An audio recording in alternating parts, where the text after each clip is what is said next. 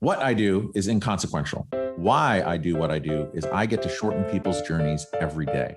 What I love about our hospitality industry is that it's our mission to make people feel cared for while on their journeys. Together, we'll explore what hospitality means in the built environment, in business, and in our daily lives. I'm Dan Ryan, and this is Defining Hospitality. Sitting here with Mitch Parker, partner at the Parker Company. Very excited to be here in your office with you. Thank you for your time and attention, because I think from a legacy perspective, your family has been instrumental in really help create this hospitality design world that we all live in. And it was really funny, and I'll talk about that a little bit later, but I really wanted to interview your dad. Right. Well, I'm the stand-in. Right. Well, Substitute. He was kind enough to invite me. Lenny was kind enough to invite me into his home. Was that the home you grew up in? No, it was his second house. And technically his third house. Yeah, really? Yeah, he right after he married my mom, they lived in a little small house in Keystone Point. Wow. Well, I sat down with him for 4 hours, and he gave me hospitality, welcoming me into his home. And we started off with, he said, I listened to a couple of your podcasts and they're shit. And I don't know why you're doing it. It's just weird. But I said, well, thank you, Lenny. I respect your opinion. But we had like a really wonderful conversation about the origins of the industry. And for those of you who don't know, the Parker Company is probably one of the biggest, if not one of. I like to say the oldest and largest. So when you put those two together, that's who we are. I'm not sure anymore what constitutes the biggest, but we're certainly one of the biggest and clearly the oldest and largest if you put those two together. Cool. And then, so then going back, I want to talk about kind of origin and kind of what you do and why you do it. But before we get into that, obviously we're in hospitality. You guys are doing purchasing of FF&E for hotels, stadiums, restaurants, all things hospitality. Mm-hmm. And in light of the title of this podcast as well, Defining Hospitality, how do you define hospitality? Well, I guess I would, if I had to quickly summarize it, I would say service. And what about service? Like, how do you define, how do you know when the service that you're delivering and coordinating and herding all the cats that you have to herd to open that hotel, how do you know when you check all the boxes of service? Like, what does that mean? Well, specifically as it relates to the Parker Company, it's the service we provide for, FF&E actually and OS&E procurement. And my father, who you mentioned earlier, essentially set the standard in the industry for providing hands down the highest level of service. And basically, if you want to be in the hospitality industry, let's face it, that's the name of it, right? It's hospitality. It's providing a place where you can feel comfortable and feel good as it relates to a hotel. But as it relates to procurement, it's providing a level of service that ensures the hotel is on time and under budget. Mm-hmm. And if you can provide that level of service, then basically your customers will stick with you forever. And we still have customers that my father's, had back in literally in the 70s. That's amazing. As thinking about that multi-generation, because now you're 3 generations, correct? Well, technically 4. So my dad's father-in-law founded a company called the Maxwell Company. And the Maxwell Company really was the industry innovator along with 2 other companies in the U.S., and they essentially literally invented hospitality procurement. So my father came back from the Korean War, went to work for his father-in-law. So if you count that generation, it's just my grandfather, my father, my brothers and I, and now the next generation, which all 3 partners have the next gen in the company. So your father did share that with me, but when we talked to him, he told me, under severe penalty, am I never allowed to repeat anything that we spoke about. So thank you for sharing. I feel like that's historical fact. So my father, I'm just going to act surprised. Yeah, it's okay because that is historical fact. You can just look up the Maxwell Company, in the city of Miami, and it will exist at some point in the history of Miami. It was essentially what you would almost consider a big box furniture store that provided design and ultimately procurement services. So for the hotels all over the country. And at one point, but it was almost like a dealer model, correct? It was to an extent, but they basically marked up the goods and charged for design and procurement services at a cost plus type of basis. And they were big. My grandfather had offices all over the country. And if you were to look at all of the FF&E that they provided from that original model, version 1.0, what percentage of what they did was custom? It really wasn't. It was like I can't tell you the exact numbers, but the reality was, the High Point furniture market is where all the large furniture companies back then, everything was made in North Carolina, Virginia. All the furniture, all the case goods, all the seating, lighting was made in the U.S.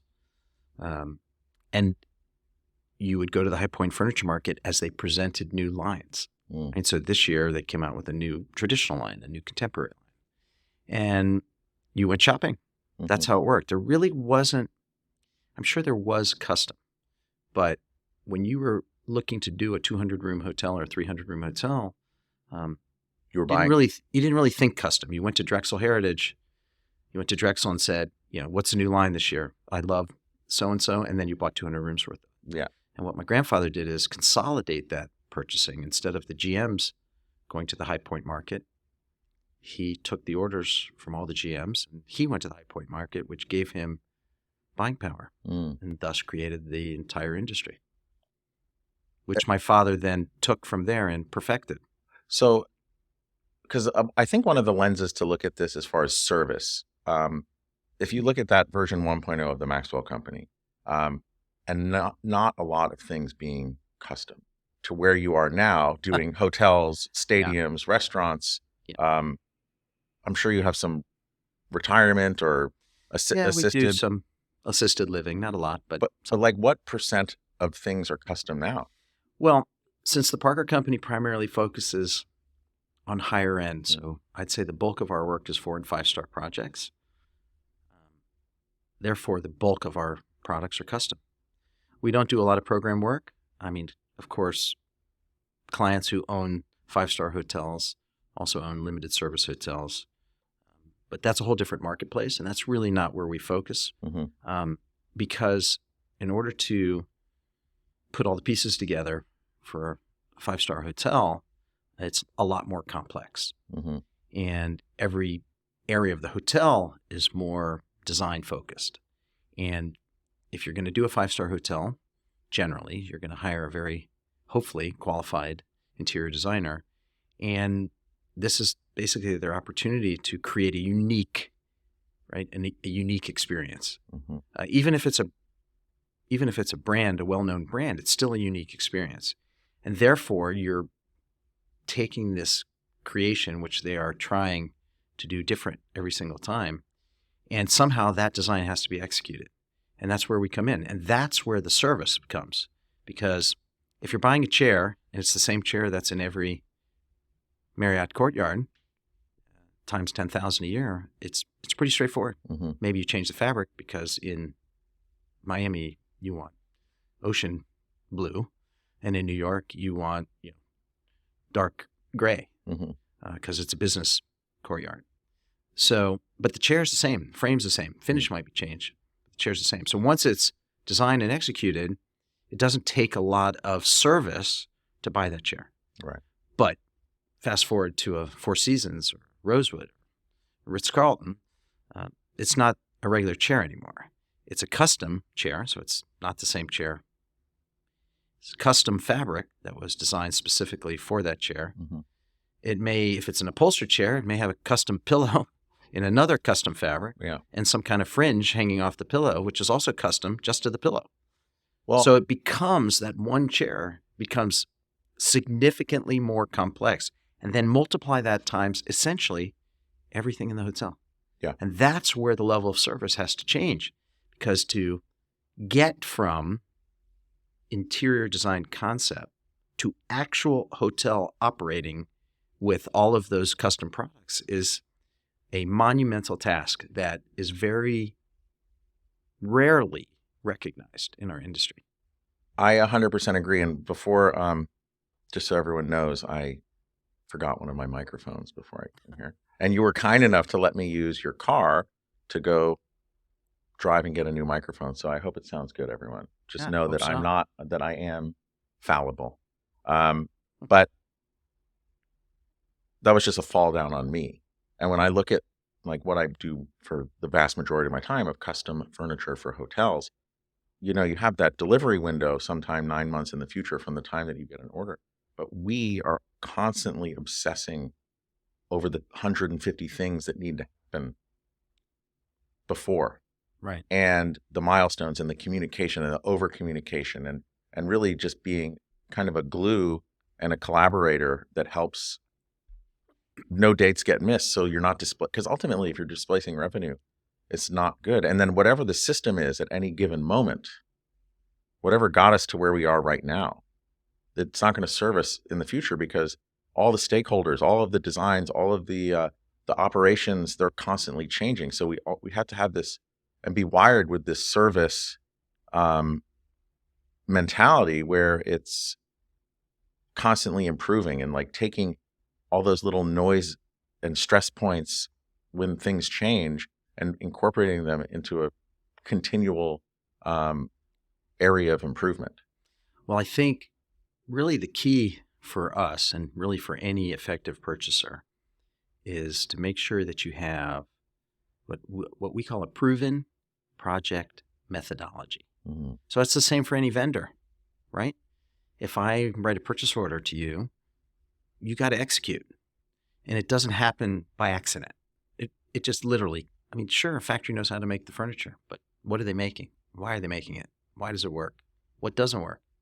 Way back when I used to provide some articles for some of the magazines as a purchaser, expert. And I wrote one many, many years ago called The Three-Legged Chair. And what it was about was, wouldn't it be cool to design a three-legged chair, the coolest chair that was ever made, for a hotel, and have it executed beautifully and manufactured and have it come out and be the most comfortable chair that you ever sat in? Except, big problem with three-legged chairs is they fall over. They're just not stable. And why in the world would you put a three-legged chair in a hotel? And the whole purpose of the article is it really has to complete the circle, mm-hmm. right? So you can have beautiful design. If it can't be executed, you got a problem. You can have beautiful design that is executed perfectly, but it's not appropriate for the contract marketplace. You can have all of these factors that contribute to success or to failure. And being able to have a proven project methodology, which is taking that interior design and ending up with a hotel that can withstand guest abuse, cleaning abuse, every kind of abuse you've ever thought of, just dirt, sunshine, sea, air, all of the things that contribute to functionality and ultimately whether or not the furniture is going to last a long time, a little time, no time at all. But then when my son sits in that three-legged chair and leans back, it's a problem. It's funny. I want that article because earlier this week I'm not sure you're going to really have to dig into the archives. I'm not quite sure. I'm not even sure what year that was. It literally could have been 20 years. That's okay. I'll type in, the Google works. But it's funny because earlier this week I was at a model room review and everything looked amazing. I won't mention what it is, but the room was still getting set up. But I saw we built these really amazing chairs, and they look freaking awesome, but they had 3 legs. And I'm like, Come on. no, but we did a tip test. Like everything is fine. But when I saw them, I was like, I went up to the designer. I said, look, they're amazing. They're awesome. I know why you did it, but I really don't think that you should pretty do interestingly this. Coincidental. But Yeah. Listen, at the end of the day, I'll show you a picture. you have to get to the end, right?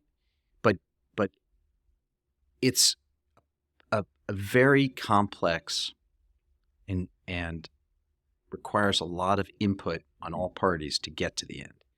And it's a domino effect for us. So we actually work backwards. So the owner tells us, this is when I have to open.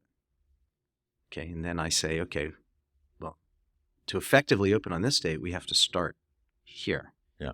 And I would say on about a third of the project, start here was 2 months ago. Yeah. And that is where having the expertise and the experience make the difference, because the methodology is a system that you've honed to work, right? You've created a way, Parker Company has created a way that if we do things this way, it will equal success. The hotel will open. It will open with the right products, executed design perfectly, where everyone's happy.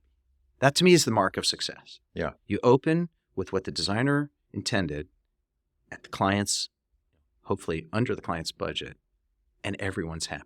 Yeah. That's not a easy task. So to do that, you create this way to do it, and if you're good at it and you stick to that way, which is what we've been doing for over 50 years, we're good at it. Yeah. Now throw into the mix that you just don't have enough time to do it. And you can almost throw everything out the window, because that proven methodology doesn't work when you don't have the time to execute it. Right. So and to me, that's the key to everything. I tell my, one of my favorite, whatever you call them, truisms is to the client is time is your best friend. Mm-hmm. Is your best friend from a purchaser's perspective.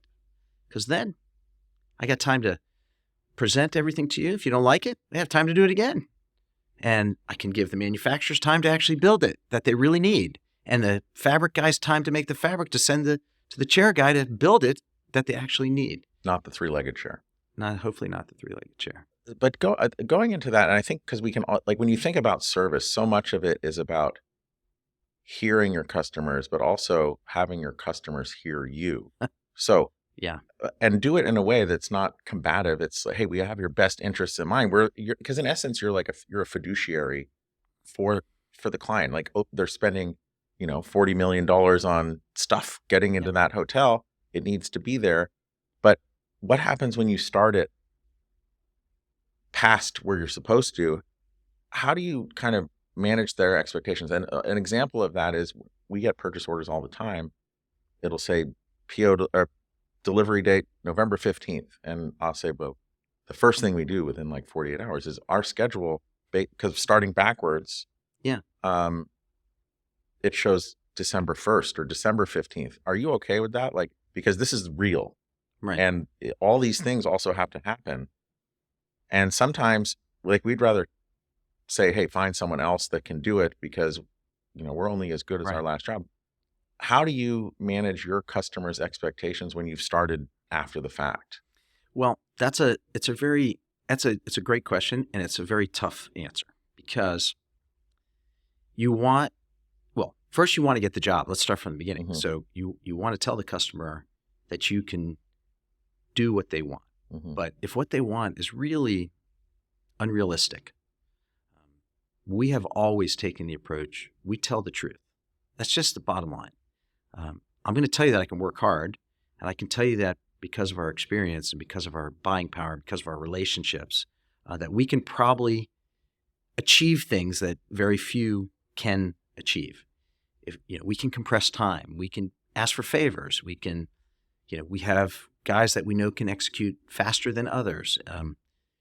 But at the end of the day, there's reality. And I think the biggest challenge that we have is we're the last guy in. Okay, so they hired an architect and they designed this beautiful hotel, and then they hired a contractor to build this beautiful hotel, and then they hired a designer to design the beautiful hotel, and then sometime usually, many times when it's too late, we got to actually buy all the stuff that goes in it.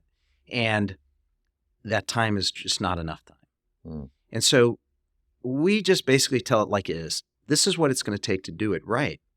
Because if you don't do it right, the consequences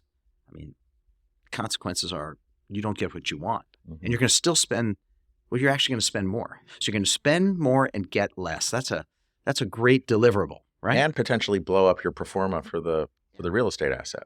So for us, you said managing, client expectations. So I think one of the, I do, along with my brothers, the bulk of the sales of the company, basically all of the sales. I mean, our project teams, when they do a great job, we get the next job. So they're not directly selling, but their performance is the sale.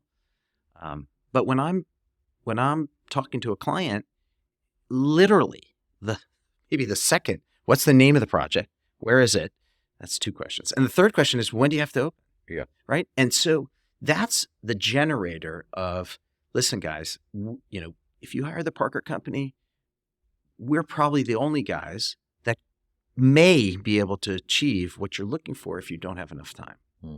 But the reality is, this is the time it's going to take. And the hardest part is when the customer hears you, but they're not really listening. And they're hire you and you get started and you get everything rolling and you produce the schedule. And they said, yeah, but I told you we had to open by this day. And I said, yeah, I told you we'll do everything we can. But this was the day I told you it's going to take. And you start with a conflict with your client. You already have a conflict. You haven't even, you just signed the contract and you have a conflict. And it creates this, I'll call it, the level of stress, which is not how you want to go about starting and working through a project that could go on for years. Yeah.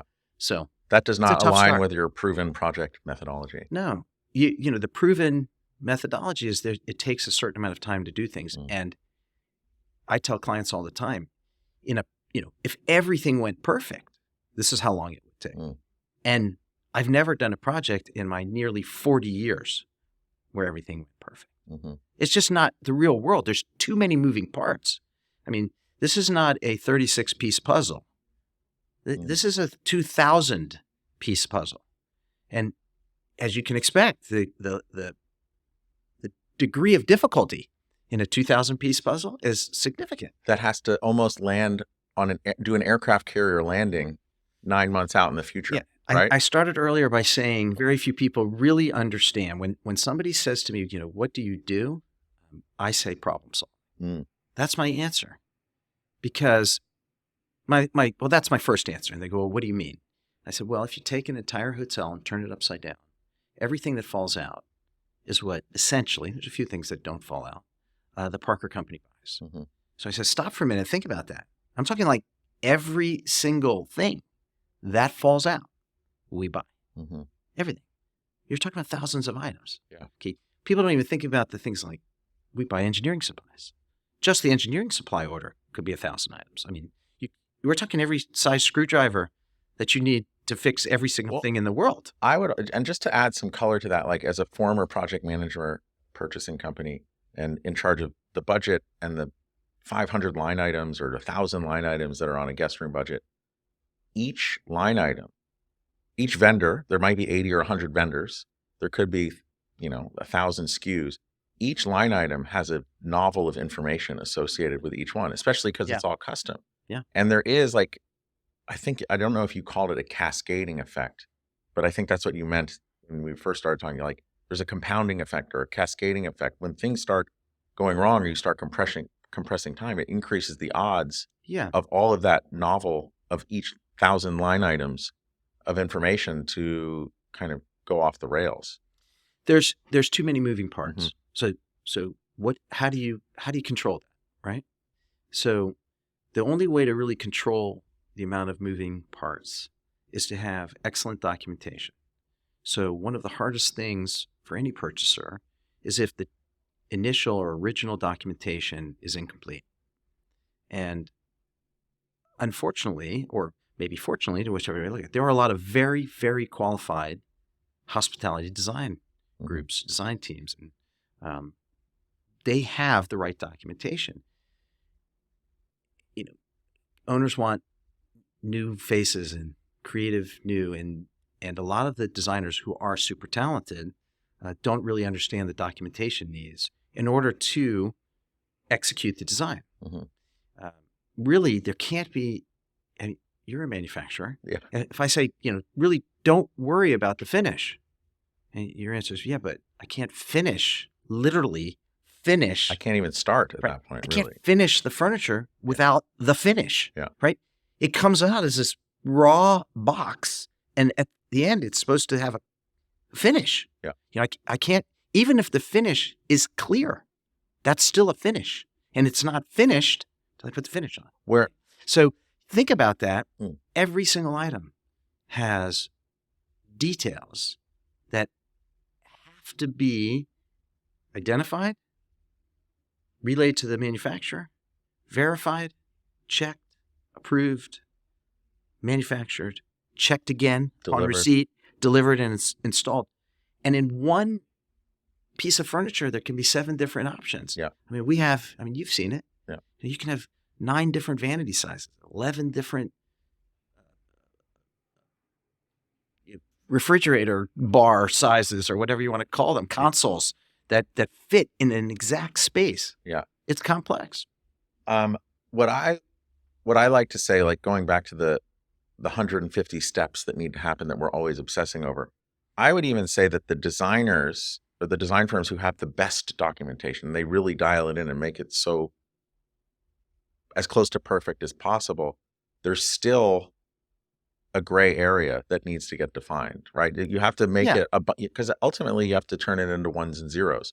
And on that spectrum, there's people who are more gestural that like are incredible designers, but like they can't get it to that final really level of detail and it doesn't matter where you are on the spectrum. I think the value that we add and that you guys add, and we're not the only ones, but it's filling in that gray area. It's turning it into ones and zeros so that it's really definable and provable. It's almost taking something an idea out of air and turning it into tangible, deliverable product. It's not almost, that's exactly what it is. And that's where having the understanding of the right manufacturers for the right type of design, type of product that you're trying to end up with in a collaborative effort, right? So the designer has this concept.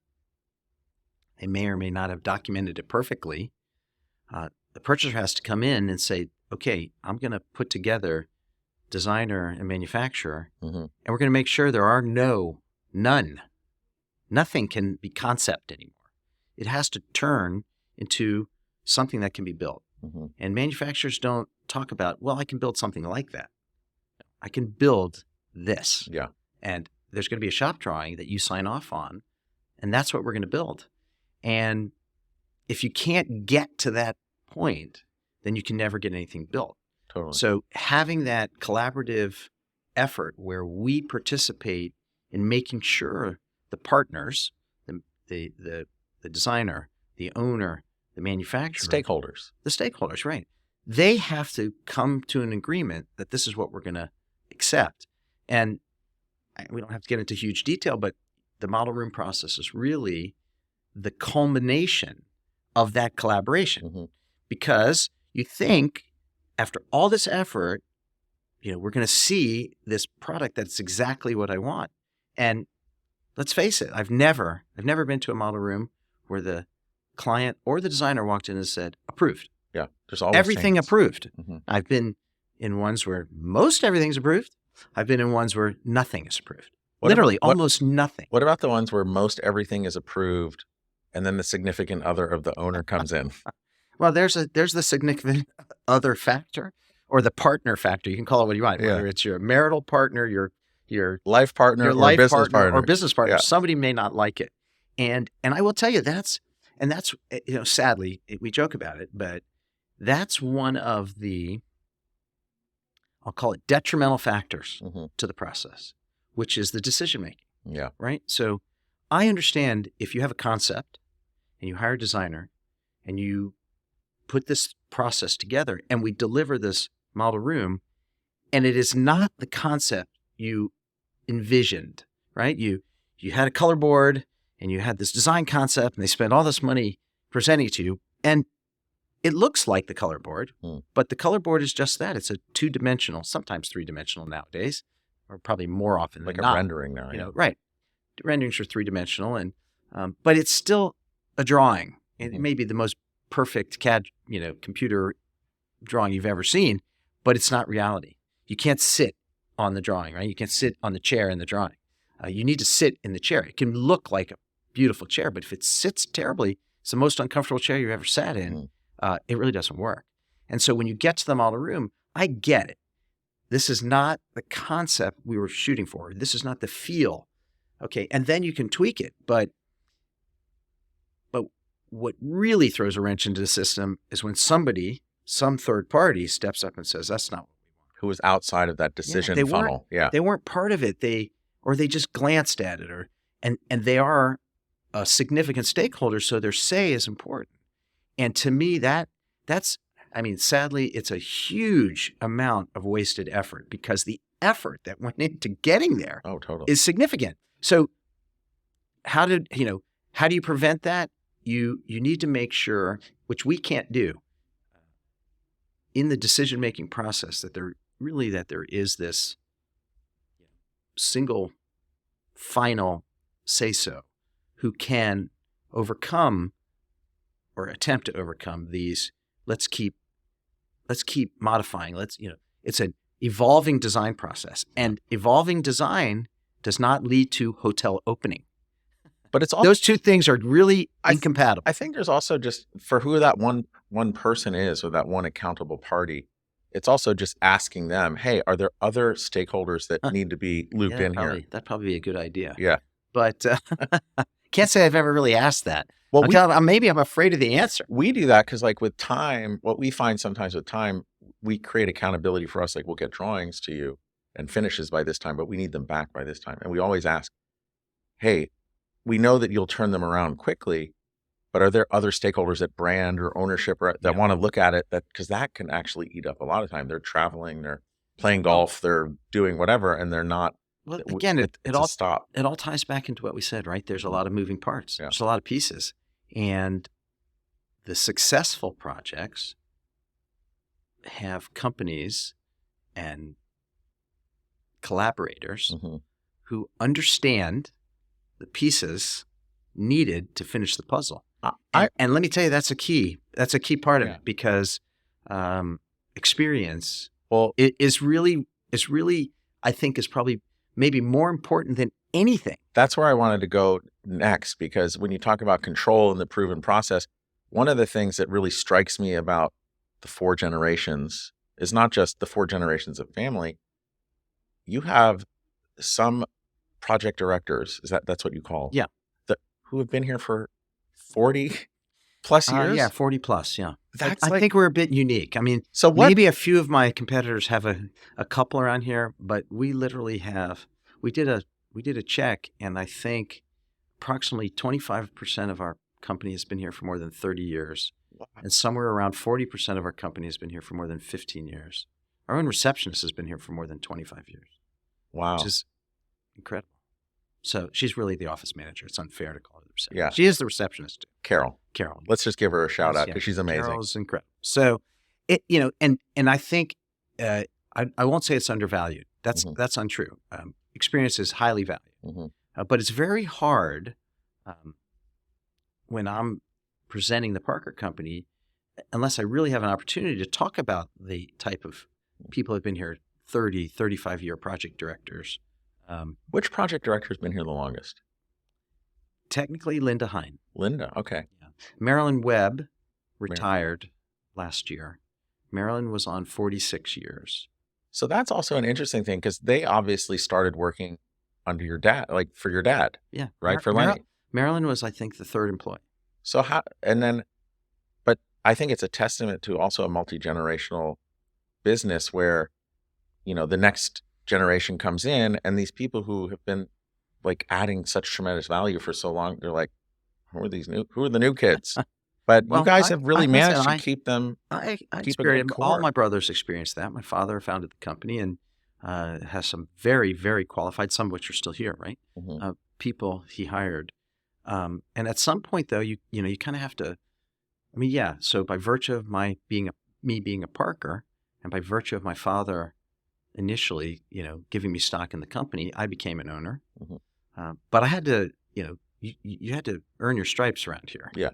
You can't pretend to know what you're doing. And it takes a long time to really know what you're doing. Mm. And at some point, you become responsible because it's your company. Mm. And at that point, if you haven't earned the respect of these people who've been here longer than you, it's a big problem. And it's a challenge. It was a challenge for me. We had a few people in the company at the time that were many years ahead of me and the brothers. And they had a tough time understanding that ultimately, the next generation is going to take over and be in charge. And if you can't accept that, then it's very hard to be part of a family business. But we have some extremely qualified people that understood that the Parkers are going to take over the company, that eventually Lenny's going to retire. And are these the kind of guys that we want to work for? Okay? I really should say work with. Yeah. But ultimately, we own the company, and you work for us. We're the employer. They're the employees. Mm-hmm. But if we didn't give our experienced project people the support and service, well, this is what's key. Mm. We provide guidelines on how the Parker Company operates, but these guys have been here so long. Our project directors have been here so long that I don't need to look over their shoulder every day. And they understand the best and smartest way to do a project. And so I'm really just making sure that they're not making any wrong turns, but we give them the authority to, for example, create the bid list and the authority to think of the right solution. And of course, is it depending on the level of the problem, whether or not, a Parker gets involved. But we've designed a structure here where the Parkers are what we call the project administrators. We really call them the partner administrators. Mm-hmm. So when you hire the Parker Company, you're getting a day-to-day project team with an extremely experienced project director managing your project, but one of the Parkers is literally overseeing that from start to finish. Mm-hmm. Do I worry about whether the fabric's blue or green, or if it's shipped on time? No. But I do worry about to make sure that process and that domino, mm-hmm. that each domino is clicking and hitting the next one when it's supposed to. And if for any reason there's a hiccup in the process that a Parker needs to get involved, we're already familiar. We're not getting briefed on, oh yeah, this project, we're doing that project? Are you kidding? I didn't really even realize that. I signed that to you 2 years ago. Oops, I forgot all about it.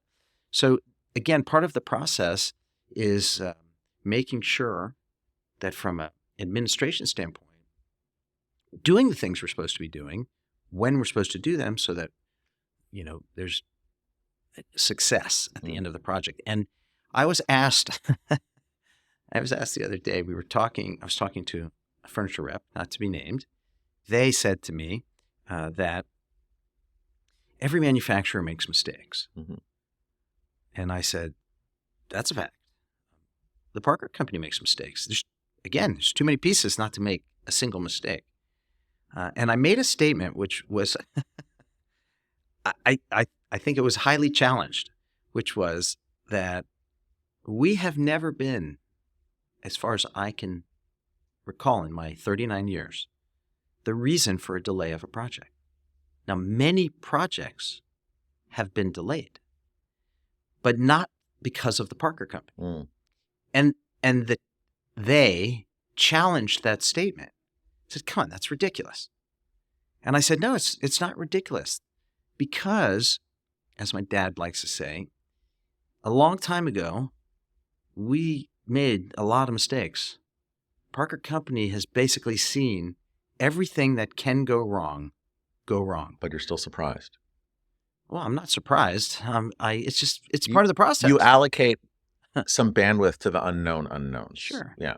But we've seen so much go wrong that we've pretty much figured out how to do it so things don't go wrong. That's the whole trick, is make sure your methodology is tried and true. It's proven. Mm-hmm. And then you prevent things from going wrong because you're doing what you're supposed to do. And there are things outside of your control. I can't control the contractor. Can't control the decision-making. I can't control the manufacturing. But the Parker Company controls what it can do so that we are not the reason for the delay. And we have never been. Lots of things have gone wrong. We're not perfect. But if you've already seen it go wrong, you already have the solution in place. You already know what to say, what to do with the manufacturer, what to do with the designer, how to quickly solve the problem and keep moving forward, because it's like I don't know what you want to call it. It's like a herd of elephants, man.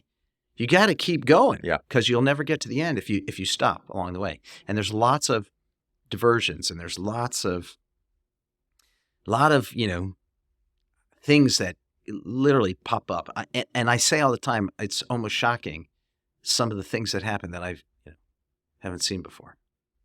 But we've seen most of it. So another thing that I love about this industry is, ultimately, I think everyone in our industry wants to build a bar that they could have all their friends come at and have a drink with and celebrate.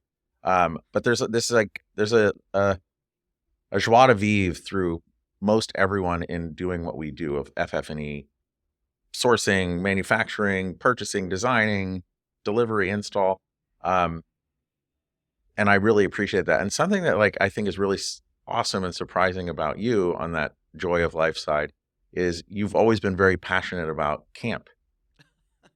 Don't get started on camp. No, I want to get started. I want to get started on it. Sidetracked for the next hour. Well, I want to get sidetracked on that because to me, okay, you came into a family business, you earned your stripes, you worked hard, but you're also an entrepreneur, and you always loved camp, and you did this crazy thing and bought a camp. Yeah. And but that must also fill your bucket so much tremendously as well. I'll try to make it short. It's hard for me to make a short story short, but self-awareness. I went to college. My mother really groomed me to be a doctor. Mm-hmm. And I felt I'd be a good doctor. And I was an excellent biology student, but a not very good chemistry student. And chemistry was organic chemistry specifically was my downfall. And I had always gone to a summer camp as a kid. I was fortunate to be sent to North Carolina along with my brothers. And camp changed my life. It's literally that simple. It made me who I am today, for all the reasons camp is supposed to. And it was the greatest experience ever. I counted the days. Give us actually, for those people who are not camp people, what are some of those ways? So camp puts you in an environment where you may or may not have come with a friend, but you're now going to go live with 10 other kids in a cabin. You're going to have to make choices for yourself. You're going to have to understand and respect authority, your counselors, your staff members, respect nature. You're out in the woods, and in my case, North Carolina. And so what it does for a camper is it builds self-confidence. It helps you to grow without, outside of the umbrella of your parents.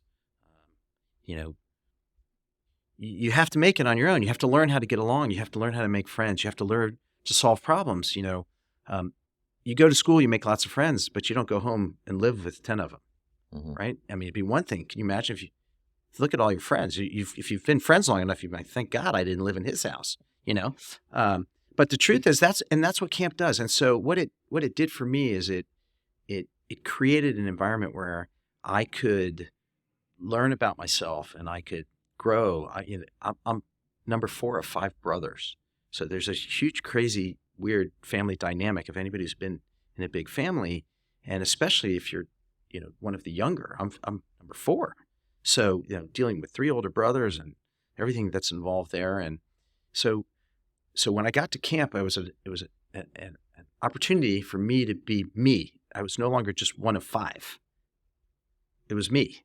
But how do I get along, and how do I make new friends, and how do I try new things? And, there's a lot of challenges and things that are scary. I mean, when you're 6 years old and, a horse is a big animal, so, when somebody says, listen, you should pick horseback riding, go learn how to ride a horse. I mean, probably weighed 40 pounds, 50 pounds. That's a large animal. And when you learn how to ride a horse at 6 years old, which I did, I learned how to water ski at 6 years old. And I still water ski today. Such confidence. So it builds confidence. It really makes you, and that's what it did for me. Somebody said, hey, Mitch, join the camp play. And if you've ever been in drama, you have to get in front of 100, 1,000 people and do your best. And so here I am, a salesman for the Parker Company. I'm not afraid of being in front of 100 people or 1,000. It's never scared me, not for a second. The confidence I have when I go into a sales presentation, I mean, if anything, I may be criticized for being overconfident. Mm-hmm. I'm overconfident because look at my company. I'm selling the Parker Company. It's an easy sell. Mm-hmm. Our reputation speaks for itself. But if I couldn't speak in front of 10 people at a table, that'd be a problem. And I learned that at camp. Mm-hmm. And so that's why it made me who I am today. And the experience was just incredible. So I was that kid that said, I'm going to grow up one day and buy a camp. It's literally that simple. And so you knew that from when you were little? Yeah. A lot of kids say that, but I really meant it. Mm-hmm. And so I graduated college. I wasn't going to be a doctor. I had no real life plan. You met my dad. My dad is very big on the life plan. Mm-hmm. And so he said, look, since you don't have a plan, I said, well, no, I want to be a camp director. I want to own a camp. And he said, well, I have an idea. Come work for me. And one day, whether that's 5 years, 25 years, you'll own a camp. And in the meantime, you'll have a job, you'll make money, and one day you'll have a family and kids. And so that was my goal, was to always own a summer camp. And so I was fortunate in that the Parker Company is successful, and it put myself in a position so I could look for a camp. And I started looking for a camp, but I didn't realize it was going to take me 10 years to find it. And I told my younger brother, Gregg, who also loved camp and was interested in owning a camp with me, when we find the camp, I still will need to work at the Parker Company to finance the camp. And if you'll run it, ultimately one day I'll run it with you. And so he agreed. He didn't realize it was going to take 10 years because 10 years later he had moved well up the ladder. But part of the deal was for him to, if you shook my hand, I said, don't shake my hand unless you're in. And he said, I'm in. And 10 years later, we bought the camp, and now it's been 17 years. This will be our 17th summer. In 2024 will be our 17th summer. And then where on the scale of the 5 Parker brothers is Gregg? Gregg is 5. So he's younger than you? Yeah. Oh. So we were really growing up the closest because by the time I got to middle school, my older brother and partner at the Parker Company, Philip, was already in college. I barely knew the guy. Yeah. I saw him at the dinner table. That's about it. Doug was sort of mostly out the door. My brother Brad, who was immediately ahead of me, he was doing his own thing. So Gregg and I were really close. And so we co-direct Camp Waziyatah, but he's really the director. So I come up to camp and I assist him and still do the Parker Company work. Mm-hmm. So I work remotely for the summers and have 2 jobs during the day. It's pretty stressful, but you're living a goal and a passion. I'm one of those guys envious. I really can say that, I fulfilled my lifelong dream, but just owning it is part of it. You have to actually run it. Yeah. So you have to create a successful business in a safe environment, and it's a lot of work. It's a lot of stress. But when things are going right, and they usually are, camp is a great experience, and I've been able. My goal was to make a place that can do for kids what it did for me, and we've succeeded. And the amount of kids that have gone through there and you've impacted in a positive way. Like, think about that from a global impact. All those kids come up with these new skills and then they go off and do their life. That's pretty amazing. You think, like, dollar for dollar, the impact that you can have. I mean, the strange thing is and it sounds a little cliche, but we say all the time, if we can change one kid for the better, and that one kid, if they can learn something at our camp, I mean, we stress, we have core values: courtesy, integrity, respect, and responsibility. Now, let's just face it. There's a lot of values. We narrowed it down to those 4. And we felt if you can live those core values, you're a good human being.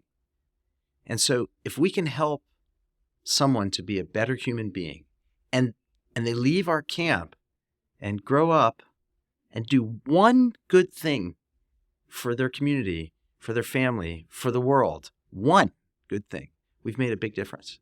And that's truly, it sounds so stupid, but that's really our goal. If we can help change kids for the better, we have a saying, building better kids one summer at a time. So that's really what it's with those core values from Camp Waziyatah that have impacted more than one kid a summer, I'm sure. Did those core values, how have you taken those core values and what you've learned building that business and sustaining that business to here at the Parker Company? Because we were talking about all of your experienced project directors, but you also have like a really young crew in here too. So like, what have you brought from camp to the Parker? Well, it's funny. Well, it actually was the reverse. Oh, really? Yeah. Well, because my father really established, I mean, I think if you probably think of one word that describes my father, that I would use to describe others, is integrity. Mm-hmm. And that kind of encapsulates where I grew up and where I came from. My father is probably one of the most respected, not just in purchasing, but in hospitality. He's still around, 93. You interviewed him. No, I didn't. I talked to him. Spoke to him. You didn't, right? For 4 hours, and he has incredible amount of integrity. I've known him for 20 something years, but he's also brutally honest. Yeah, I've probably inherited that trait too. I'm pretty much just very straightforward, tell it like it is. But so when I came from that upbringing, and when I got to the Parker Company, and I found out, and it really didn't. That was just standard operating procedure for my father. But when I started, becoming more embedded in the industry and talking to the vendors and talking to the clients and talking to the project managers and the designers, the unbelievable admiration and respect for my father, and I wanted to really know why. It's like I like, it's my father, so I have a very biased opinion of it. I would bet it would even the stories you would probably also hear from your competitors as well. Well, okay, and so it's a funny thing you say that, because I had a vision of the business world. You'd go to college, you don't really have the foggiest idea what the real world is like. College certainly was not the real world for me. It was college. But when I got into the company, I didn't really understand the dynamic about how close the friendships were with my father's direct competitors. And that showed me something about who we are, who my father is, and how he could be a leader in the industry and really be, I'm talking about lifelong close friendships with, essentially all of our competitors. And that has carried on. In our industry, which is a bit unique, I'm friends with almost everyone. And I mean like good friends, like pick up the phone friends, like go out and do things together friends, with many of our competitors. And I think that's somewhat unique. And it really is, it gave me sort of an understanding about who we are, and who we are as a company is really based on who my father is. He took that, this is who we are and this is what we're going to be, and he created this model, and that's what we have perpetuated, and that's what we're instilling into the next generation, is this integrity, that we look out for the best interest of our client at all times. But there's a lot of other players. And so I can't just look out for his interest. I have to recognize that the designer wants a beautiful hotel and the operator wants a functioning hotel that makes sense. And the client has a budget that we have to meet. And there's all these parts and pieces. And so how do you do that? How do you achieve success by all parties? Because it's very hard to, remember what I told you, my measure of success is at the end, everyone is happy. And that's not easy.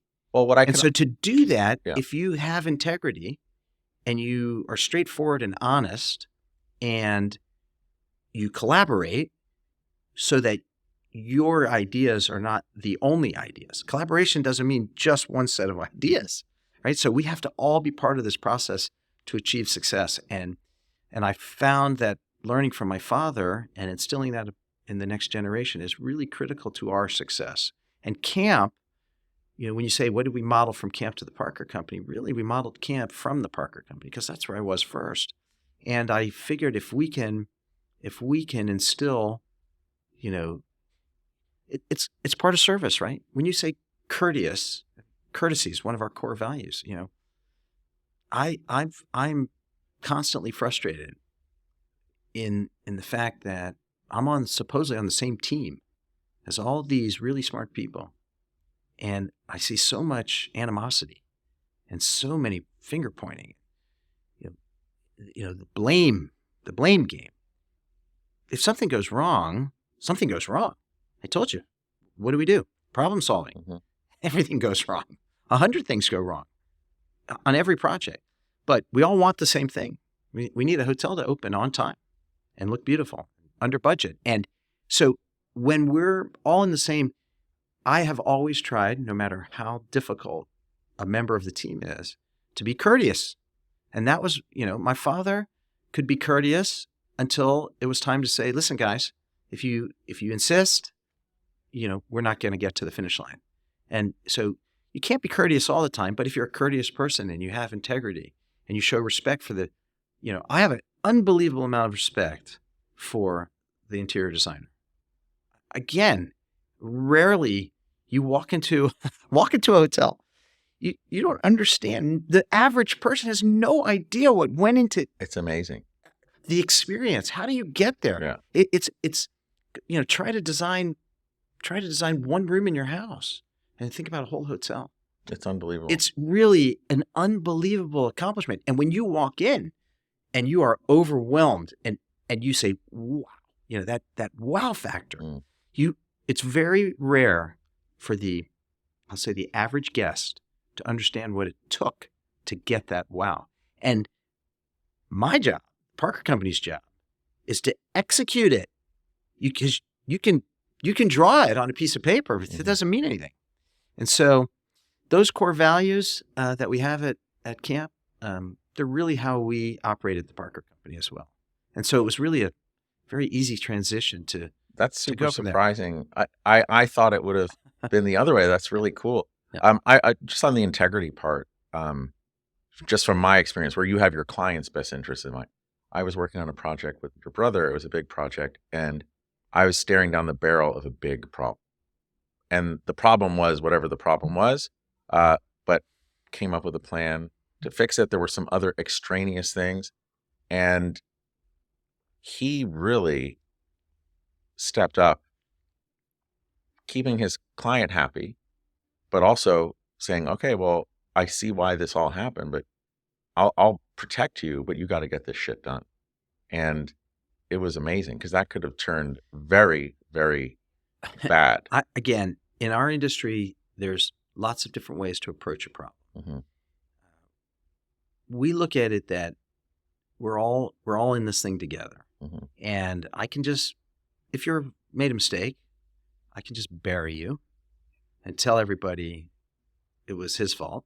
Mm-hmm. And that's why this is a disaster. But that's not getting to the end, right?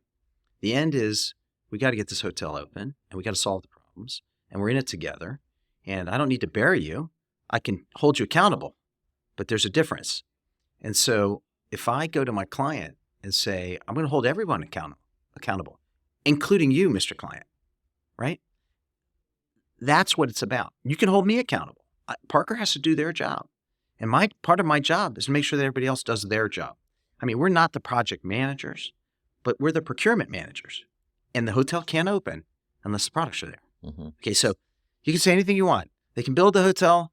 They can make it gorgeous, the finishes. But if there's no furniture, there's no guests, right? If there's no bed and no drapes, you can't sleep in the room. I mean, it sounds so ridiculous, but it's true. Yeah, you can live without a floor lamp in the lobby. Mm-hmm. Nobody really cares. It might be dark in that corner, but so what? But you can't live without the bed, Mm-hmm. okay? And you can't live without the sheets on the bed. And you can't live without the drapes, right? There are things you can't live without. And so oversimplifying, right? We're part of this process and we're part of the problem solving. And so it's really how you approach it, right? And if you have a collaborative, positive approach, if you have integrity, if you're courteous and you respect all the players in the room, because they aren't there by accident, right? They're there because they're talented, because they're qualified. Some are more qualified, some are less qualified, but they didn't get there by accident. Nobody just picked somebody off the street and said, hey, can you design this hotel? You might be a young interior designer. You may not have a huge amount of hospitality experience, but that's where we can help the process, right? I don't need to point at you and say, the reason this went wrong is because you don't know what you're doing.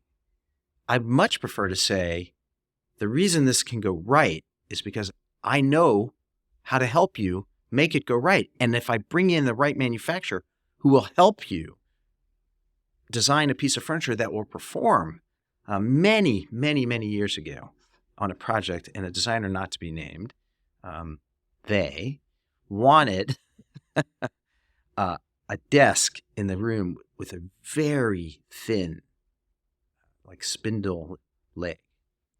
And the manufacturer, which is sadly no longer in business, American at Martinsville, had one of the most qualified furniture designers in the world who worked for American. Who was that? Curtis. Curtis. What was Curtis' last name? I think it was many years ago. Okay. But Curtis said, listen, I've tried very hard to tell the designer the leg is too thin.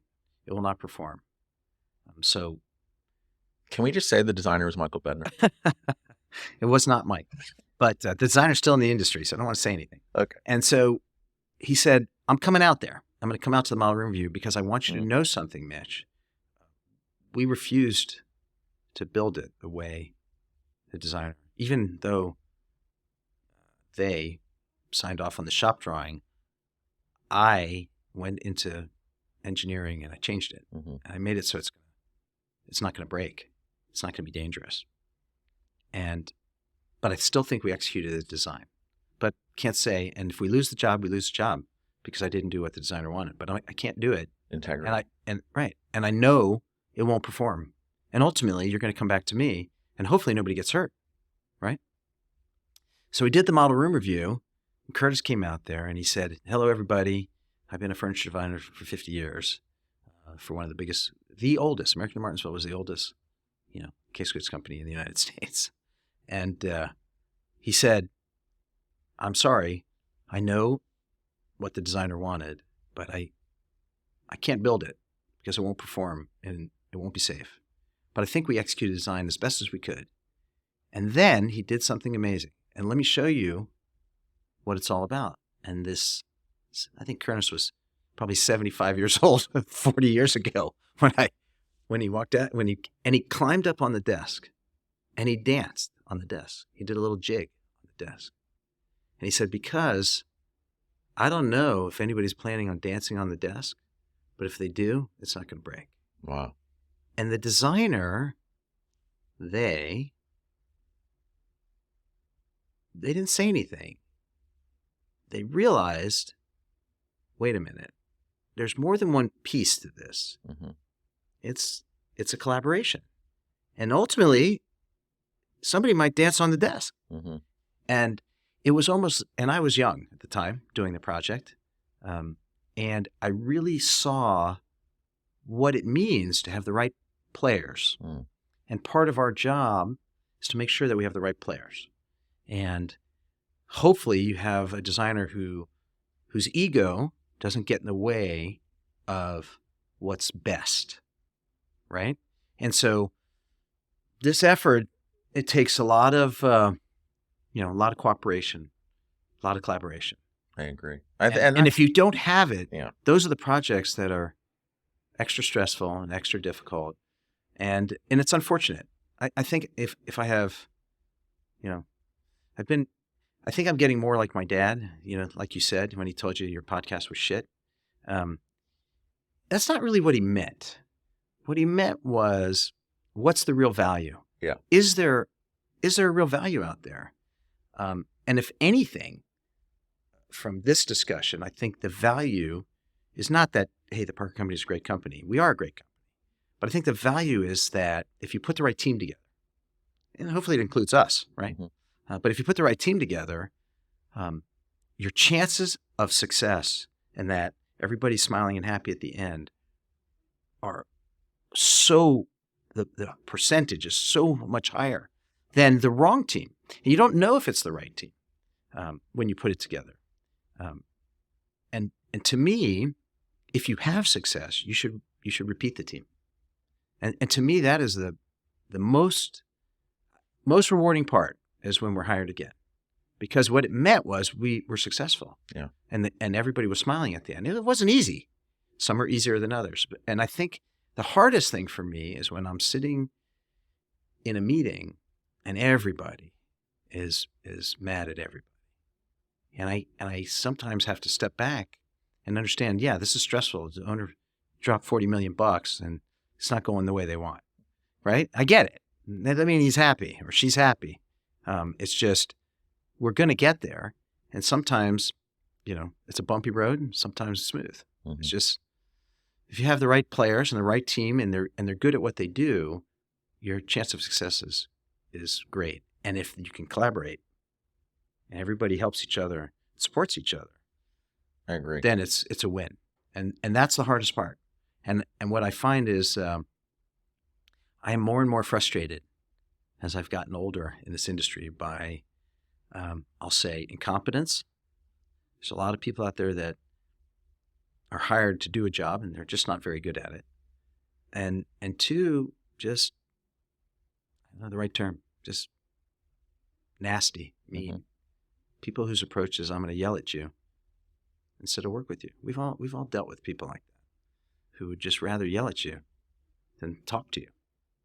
I think that's a real lesson that I've learned, and it took me 15 years before I really figured it out, where if you line up all the adjectives of the clients or the other stakeholders that you enjoy working with and like do a word map of what they are, and they're different for every company, but the ones that you really like, and you can create a filter and like search them out or be attractive or be open to them.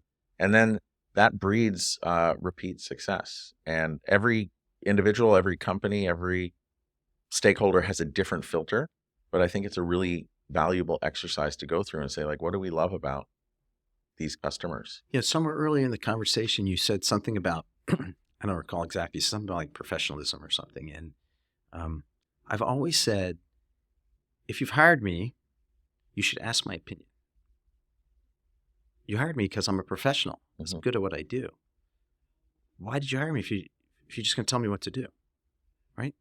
You can tell anybody. You can tell a robot what to do. It just does it, right? I say all the time, there's way more to purchasing than just writing a purchase order. It's easy. The easiest part, actually, is writing the purchase order. That's just, a computer does it. Press a button, purchase order is created. But why did you write the purchase order? Why should you write the purchase order? Who are you writing it to? Is it going to make the thing that everybody wants, right? So before we get to the purchase order, you really should be asking the opinion of all these experts in the room. Mm-hmm. And if you're not, if there's an owner or a project manager who's just telling everybody, you have to do this by this date. This is the deliverable in the contract. Yeah. Words in the contract, they're relevant. They're important, but at the end of the day, at the end of the day, it's how you get there, right? There's lots of ways to get to the end, and I prefer to get to the end with everybody working together. And it's strange. We do we're working consecutively on somewhere on the average of 80 to 100 major hotel projects per year worldwide. That's a lot of moving parts. Remember, I just told you it's a 2,000-piece puzzle for one. Yeah. Multiply that times 80 or 100, and it's a lot of things going on at once. And you have to be organized. You have to have it together. But every one of my project directors will tell you the same thing. Working with this group, it's a breeze. Working with this is a nightmare. Why? It's the same thing. We're doing the same thing. We're just doing it with a different group of people, different personalities, and different expectations, different objectives. And to me, it shouldn't be. It's the same objective, right? I agree. I need to get this hotel open, and there's a reason why. That's what you hired me. You hired all of us, this whole team of players, to do the same thing. And I find the challenges of a difficult project, many of which could easily be overcome with just better communication. Better understanding of stress and expectations. It's a very stressful environment. There's a lot of money at stake. What's going on here? We open a big hotel, a 5-star hotel, and there's a big stadium. You're talking about hundreds of millions of dollars, billions. Yeah. I mean, it's a lot of zeros. We just opened a couple of stadiums. The numbers are in the billions. That's what they're spending. The FF&E budgets are staggering. Our little piece of it could be $300 million. It's insane. Wow. It's a little different in a stadium because it's not what you would call typical FF&E. But even in a big hotel, budget of 30, 40, 50 million. It's a lot of money. It is. And people, it didn't come free. And you can right? also... That money didn't come free. But you also have the ability to, like I said, is assemble your tribe, is build your camp cabin, if you will, right? Yeah. Of like, who's in every bunk? We know what works. It's proven. And then hopefully everyone will come out a little bit better than when they started. Again, it's the same kind of thing. You send your kid to camp. You're a parent. You ask around, is this a good camp? Is it fun? Is it safe? Those are the things a parent cares about. But once again, very few people that I know of, certainly not me until I really owned one, although I worked at a camp my entire life for 14 summers consecutively until I was a waterfront director at my camp. But even as a waterfront director, I had no idea of the workings, what makes a camp work, or for that matter, any business for that matter. But a camp is a very different business. This is a childcare residential community with lots of danger, and you got to feed everybody. Yeah, There's that. You forgot that part, right? Right. And, There's that too. We literally make 1,000 meals a day. 1,000 meals a day, and it's supposed to taste good. Camp food has a reputation of not being very good. We decided to change that. We spend more money than most on camps because we want good food, a variety of food.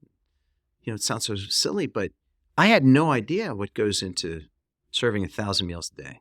I hadn't the slightest idea how that works. That's crazy.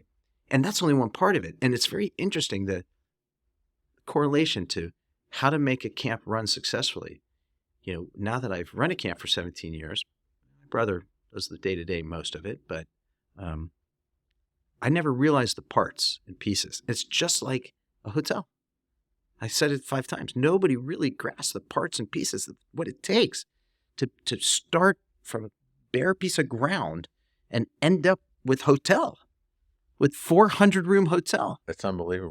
It's unbelievable. And it's the same thing at camp. What it takes to make sure all the parts and pieces are working and that all the safety protocols are in place and all the, everything has to work in order to make camp a great experience. It requires a lot of coordination of the parts and pieces, and the same with hospitality. And if anything, working at the Parker Company and learning how we do things and the way my father set up the company and the business and the impact we've made on the industry really helped me learn how to run a camp and make an experience. Because really at the end, right, that's what the whole hospitality experience is about. Camp is actually hospitality, right? So, it's a resident camp. People are sleeping there every night. I have to have sheets and beds, and I have to wash the sheets, and, it's very similar sort of environment, but it's all about that experience, right? So why do we build the hotel, right? It's a business. It's a business, but it's about this experience that makes the business successful. If you go to a hotel and you have a bad experience, you're never going back. No. Ever. And it could be a little thing. Way one person treats you at the hotel, the person at the front desk, or a little thing like you just don't like the pillows, right? I'm not going back to that hotel. I don't like the pillows, right? So all the parts and pieces have to work to create this experience in order for the business to be a success. If you come to a hotel and nobody ever comes back and the reviews of the hotel are poor, your business is finished. Totally. That hotel is over. It doesn't matter how much you spent. Nobody's coming back. It's the same at a camp. So it's a very similar kind of environment.